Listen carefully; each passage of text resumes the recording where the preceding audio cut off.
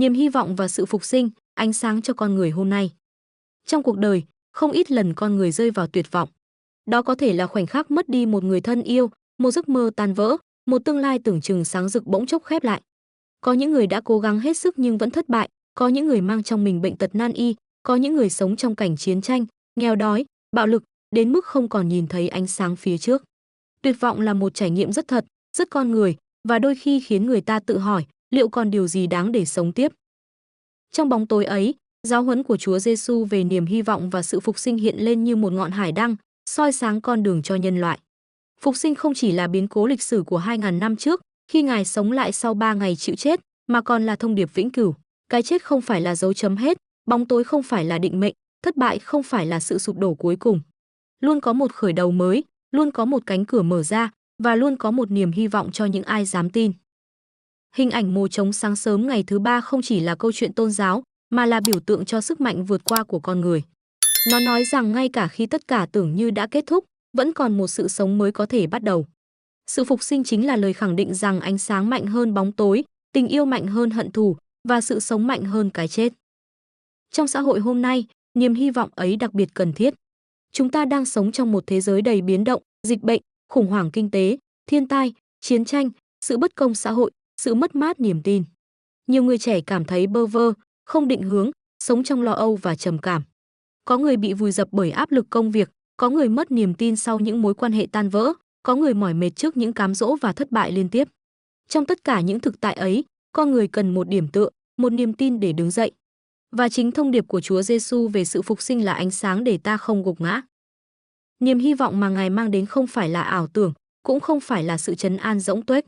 Đó là niềm hy vọng đặt nền tảng trên tình yêu vô điều kiện của Thiên Chúa dành cho con người.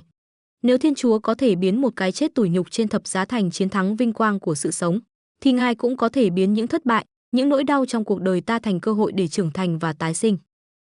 Có thể nói, mỗi người đều trải qua những ngày thứ 6 tuần thánh của riêng mình, những ngày đen tối, đầy đau khổ và nước mắt. Nhưng tin mừng phục sinh nhắc ta rằng sau thứ 6 sẽ luôn là Chúa Nhật, sau bóng đêm sẽ là bình minh, sau nấm mồ sẽ là sự sống mới. Điều quan trọng là ta dám tin, dám kiên nhẫn chờ đợi và dám bước tiếp ngay cả khi chưa thấy ánh sáng. Niềm hy vọng và sự phục sinh không chỉ dành cho đời sau, mà còn dành cho chính hôm nay. Một người gục ngã sau thất bại nhưng không bỏ cuộc, đã sống kinh nghiệm phục sinh. Một người mất tất cả nhưng vẫn giữ được niềm tin, đã sống tinh thần phục sinh. Một cộng đồng bị tàn phá bởi chiến tranh nhưng vẫn dựng lại từ đổ nát, cũng đang sống mầu nhiệm phục sinh. Tất cả những khoảnh khắc đứng dậy sau ngã quỵ, tất cả những lần ánh sáng lóe lên trong đêm tối, đều phản chiếu sức sống phục sinh. Khi ta mang niềm hy vọng ấy trong lòng, cuộc sống sẽ thay đổi. Thay vì nhìn thấy bế tắc, ta sẽ nhìn thấy cơ hội. Thay vì đầu hàng, ta sẽ kiên trì thêm một bước. Thay vì cay đắng, ta sẽ học cách kiên nhẫn. Niềm hy vọng không xóa bỏ khó khăn, nhưng nó cho ta sức mạnh để bước qua khó khăn. Nó giống như một ngọn lửa nhỏ thắp sáng đêm đen, dù mong manh, nhưng chỉ cần còn cháy, bóng tối sẽ không thể thắng. Trong những mối quan hệ, niềm hy vọng và tinh thần phục sinh cũng mở ra sự hòa giải. Một hôn nhân tan vỡ có thể tìm lại niềm tin nếu hai người biết tha thứ và bắt đầu lại. Một tình bạn từng rạn nứt có thể hàn gắn nếu còn tình yêu và thiện chí. Một cộng đồng từng chia rẽ có thể tái thiết nếu con người dám hy vọng vào sự tốt đẹp nơi nhau. Phục sinh chính là khởi đầu mới, là lời mời gọi không để quá khứ giam hãm ta, mà can đảm mở ra một tương lai khác. Niềm hy vọng cũng cần được nuôi dưỡng mỗi ngày.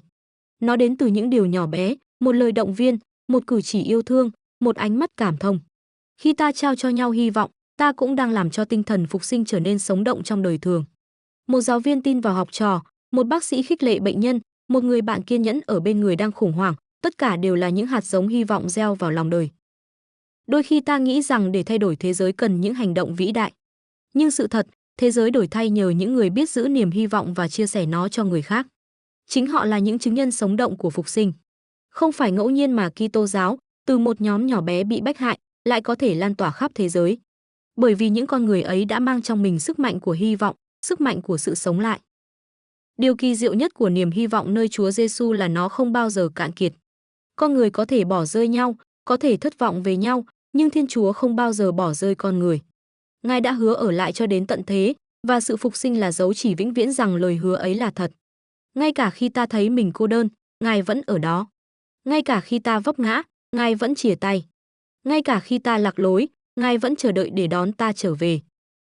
Trong một thế giới nhiều bóng tối, mang trong mình niềm hy vọng và sự phục sinh chính là sống như một ngọn nến sáng. Một ngọn nến có thể nhỏ bé, nhưng khi thắp lên, nó phá tan bóng đêm quanh nó. Và nếu nhiều ngọn nến cùng thắp sáng, cả thế giới sẽ rực rỡ. Chúa Giêsu đã sống lại để thắp sáng ngọn nến ấy trong lòng nhân loại, và Ngài mời gọi ta thắp sáng nó trong chính cuộc đời mình. Vậy nên, mỗi khi tuyệt vọng, hãy nhớ rằng phục sinh vẫn đang diễn ra. Không chỉ trong câu chuyện của 2000 năm trước, mà trong từng hơi thở, từng bước đi của ta hôm nay. Mỗi khi ta đứng dậy sau ngã quỵ, mỗi khi ta chọn yêu thương thay vì thù hận, mỗi khi ta gieo hy vọng nơi một tâm hồn khác, là khi ta đang sống kinh nghiệm phục sinh. Niềm hy vọng và sự phục sinh, vì thế, không chỉ là tín điều, mà là sức sống. Nó nhắc ta rằng, cho dù cuộc đời có khắc nghiệt đến đâu, vẫn có một tình yêu lớn lao đang chờ ta phía trước. Và nếu ta dám tin, dám bước đi, ta sẽ thấy bình minh sau bóng đêm, thấy sự sống nảy mầm sau mùa đông, và thấy chính mình được tái sinh trong ánh sáng của tình yêu bất diệt.